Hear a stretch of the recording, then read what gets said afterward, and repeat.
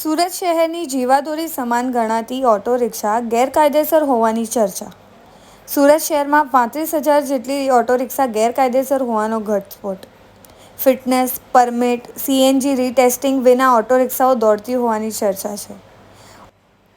Auto રિક્ષામાં હજારો નાના બાળકો રોજ મુસાફરી કરતા હોય છે. ફિટનેસ સર્ટિફિકેટ વિના ચાલતી ઓટો રિક્ષામાં કોઈ અનિચ્છનીય બનાવ બને તો તેનું જવાબદાર કોણ? ફિટનેસ વિનાની ઓટો રિક્ષાના કારણે નાના બાળકો સાથે કોઈ ગંભીર ઘટના બને તો જવાબદારી કોની? આપનું નામ? મારું નામ રાજુ શાહ, પ્રમુખ સુરત જિલ્લા motor driving training school owners association. હાલ અત્યારે જે રિક્ષાઓનો વિવાદ ચાલી રહ્યો છે તેના વિશે શું કહેશો? હાલમાં લગભગ 30 થી 35,000 રિક્ષાઓ એવી છે જે ફિટનેસ વગર રોડ પર દોડી રહી છે, જે ઘણી ગંભીર બાબત કહેવાય.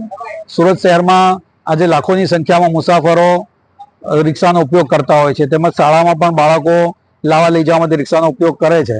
જે ફિટનેસ રીતની નહીં હોય તો એવા સંજોગોમાં એના વીમા પીયુસી પણ વેલિડ હોતા નથી, જે ઘણી ગંભીર બાબત છે. જો અકસ્માત થાય તો એવા સંજોગોમાં અકસ્માત થનાર વ્યક્તિને કોઈ પણ જાતનું નુકસાની વળતર ઇન્સ્યોરન્સ કંપની તરફથી મળવાપાત્ર થતું નથી. આજની તારીખમાં જેવી રીતે રિક્ષાઓ બેફામ રોડ પર ફરી રહી છે, કોઈ અનિચ્છનીય બનાવ બને ત્યારે એમની પાસે ઇન્સ્યોરન્સ કે બીજી વસ્તુ ના હોય તો બેસનારને પણ તકલીફ થાય, એના માટે શું કહેશો? એ સ્વાભાવિકપણે જે પણ એમાં મુસાફરી કરતી વ્યક્તિ હોય એને નુકસાન જો અકસ્માત થાય તો એવા સંજોગોમાં વીમા કંપની તરફથી કોઈ પણ જાતનું વળતર ચૂકવવામાં નથી આવતું. અત્યારે રીપાસિંગ અને રીટેસ્ટિંગ કરવા માટે જે બાટલાઓ આવે છે તે જોઈને જ ભરાતું હોય ફિટનેસની, તો એના માટે શું કહેશો?